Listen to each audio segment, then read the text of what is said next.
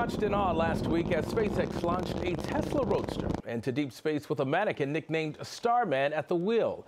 The Roadster can still be seen through powerful telescopes as a tiny speck drifting across the sky, as Manuel Bojorquez reports. The 21st century space race is kicking into high gear. The Falcon Heavy's maiden voyage came complete with breathtaking images of a Tesla and Starman the mannequin orbiting Earth. I'm still trying to absorb everything that happened because it seems surreal to me. For SpaceX CEO Elon Musk, it was also a shot across the bow to the competition.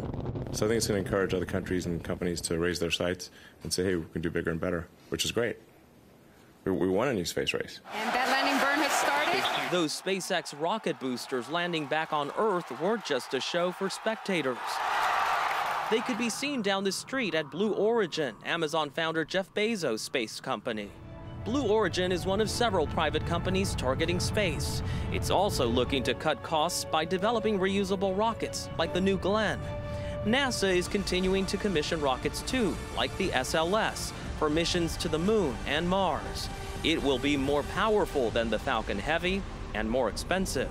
This is about the U.S. regaining a commanding lead. Secretary of Commerce Wilbur Ross, a member of the National Space Council, was at the SpaceX launch.